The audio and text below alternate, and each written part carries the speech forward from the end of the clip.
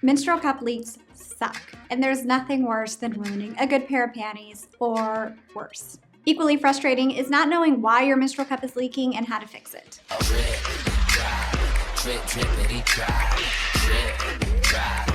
Today's video will offer some suggestions to help you troubleshoot your own leaks and hopefully solve them. If you're new here, don't forget to hit the subscribe button. Now let's get to the good stuff. General leak tips. If you're new to the menstrual cup and you're experiencing some leaks, that's completely normal. In fact, there's usually a learning curve where it takes somewhere between 1 and 3 cycles to make sure that your menstrual cup isn't leaking. But if you are just having those beginner's leaks, just try a few different folds. We have a video on YouTube with different suggestions. And try different positions, maybe put your leg up, maybe squat as you're putting in your cup. And these are little things that will help get the cup in the right way. And if you're still having trouble and you've tried all those, this video is for you. The number one cause of leaks is that the cup isn't opening all the way. Unfortunately, our vaginas are not see-through, so we can't troubleshoot why the cup isn't opening or what part of the cup isn't opening. But the fact is, if your cup isn't open all the way, there will be some leaks because, of course, there's a place for the liquid to go around the rim, travel down. The best way to diagnose the leak is to feel around inside the vagina and work your way around the cup to see if you can feel any dents. This isn't always the best indicator because even as you move your finger around, it might be a dent at the very top that you just can't feel. So even if you are feeling around and it doesn't seem like there is a dent, that doesn't mean there isn't one. It just means that you might not be able to detect it. So this one is a frustrating problem to have. In order to get your cup to open, if it's not wanting to open at the top, you can either try the punch down fold or the labia fold. Both of these folds will give you something to push on from the base as you're inserting the cup. So when you're putting it in, push from the bottom where it was folded. Another tip is to reach inside your vagina and push against the vaginal wall with your finger to allow the cup room to open. This is a tip that we've received from a lot of different people who said that that's the trick for them. If neither of these options work for you and you feel like you've exhausted your options, but you know the cup still isn't opening inside, it might just be that you need a firmer cup or you need a cup with a smaller diameter. Both of those together or one or the other could be the ticket to helping you get a cup that doesn't leak. Another reason your cup might be leaking is that the cup isn't sitting under the cervix to catch the flow. Because every body is different, the angle that you insert your cup at could make or break how leak-free your cup is. Because if the cup is going past the cervix, it means that you're not catching all or even some of the flow. For those of you who've been told or that know for a fact through your own checking that you have a tilted cervix, this is something to be especially mindful of if you're experiencing leaks. Extremely tilted cervixes are the biggest culprit because as they're pointed so close to the vaginal wall, the cup could go past it and you wouldn't even notice it. So if you're removing your menstrual cup and it looks practically empty, this could be one of the causes and might be the most likely culprit. So we would advise that you find your cervix if you can reach it and knowing where it is in terms of the height and if it's tilted or not. So when you're inserting, just make sure that you are staying below the cervix and that the cup is either directly below it or that the cervix, if it is lower, is dipping inside the cup itself. This will make sure that you are actually catching the flow and then should solve your leak. The next reason your cup might be leaking is that you are overflowing your cup. If you have a heavy flow or you just happen to leave your cup in a little longer than you should, the cause of your leak might be that your cup is actually running over. Once the cup is completely full, the blood does find a way to escape. It's not exactly like those commercials that we're seeing on Instagram and Facebook where there's a completely tight seal and nothing is able to escape. The seal on a menstrual cup is pretty darn good, but if you have all of this viscous fluid sitting at the top, it's going to find a way to escape. The idea of an entire body cavity filling up with menstrual blood because the menstrual cup is just that good does give us a giggle, but that's just not realistic. So if you have a super heavy flow, you may want to find a higher capacity cup that gives you more time before you need to change to avoid some of these overflow leaks. That extra capacity can make all the difference for someone who is filling a cup in just a few hours and gives you a little more time before that potential leak springs. Low cervix capacity issues are another reason your menstrual cup might be leaking. If you have a lower cervix and it happens to dip into the cup, it could take some of the capacity. So all of the things we said previously about your cup overflowing, it's the same scenario. You do want something that will have a higher capacity that doesn't overflow as quickly so that you're not leaking. But because you have a lower cervix, this does pretty severely limit your options. You need something that is both short enough to fit inside the vaginal canal that also has a higher capacity. One of the cups that is on the market that has both a higher capacity and is a shorter cup is the Marula One size. So you would be able to wear it with a lower cervix, even if it's dipping inside the cup, and get to go as long as someone who has an average cervix because this holds 30 milliliters. Unfortunately, if the cup doesn't fit well or is comfortable for you, that's not going to solve your problem. There are some other options such as a disc, if that works for your anatomy as well.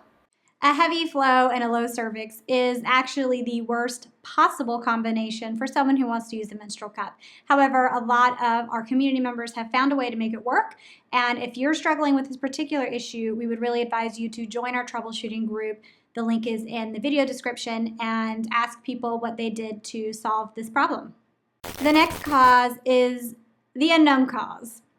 The leaks that happen with no explanation, they're just leaking, and you've checked everything and you still find yourself needing some sort of backup. These are the leaks that happen despite all of your best efforts, and this is why they are especially infuriating. These mystery leaks are hard to pinpoint, especially for those who feel like they've tried everything, but we're going to offer some suggestions that will, fingers crossed, help you out. Beat your period. This is one of those suggestions that doesn't seem to make any sense, and yet it also makes perfect sense. If you put your menstrual cup in before your period starts, it can actually reduce your leaks or eliminate them completely. For those of you who track your cycles, or you just happen to know that when you start bitching out your entire family that today or tomorrow is the day, you can go ahead and put in a menstrual cup before your period starts. Same rules apply, that you would want to remove it and wash it every 12 hours, but putting it in before your period starts does no harm. It's still completely comfortable and completely safe. What this does is it allows for you to catch the very first little leaks that happen, and it prevents these walls from being completely coated in that mucousy menstrual fluid, which when you're putting in a menstrual cup can sometimes contribute to leaks because it's already coated and things are getting by and allowing for more things to get by. This is at least what I think, and it makes sense in my head, and I personally do prescribe myself to this method, and it works great. This bearing down trick is one that we've mentioned in multiple other places, but it's worth repeating because it can really help you with your unexplained leaks. As you are inserting the cup, you will bear down with your vaginal muscles like you're having a bowel movement. All of this is that same muscle group. So pooping, giving birth, bearing down with your vaginal muscles, it's all the same. So as you bear down, you will push the cup up. So you're continuing to bear down, pushing the cup up. You here, cup here.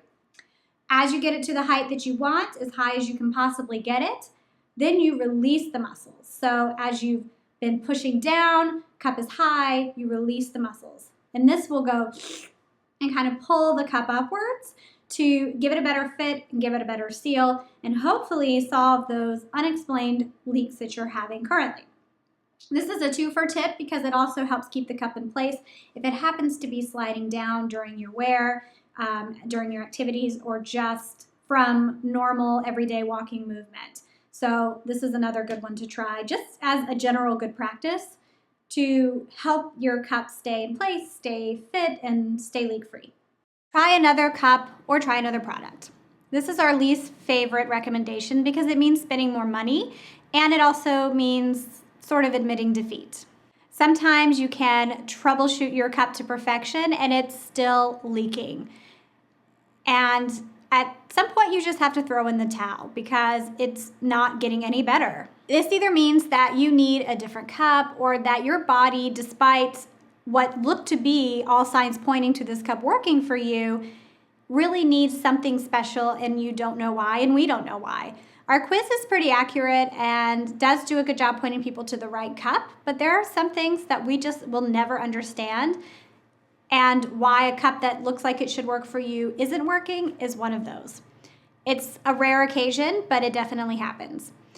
Some people need a more uniquely shaped cup, and in this case, some of our community members have said that even though they've tried all these different bullet-shaped cups, some of the rounder cups like the Femicycle or the Formoonsa or the Marula were just the ticket for their bodies.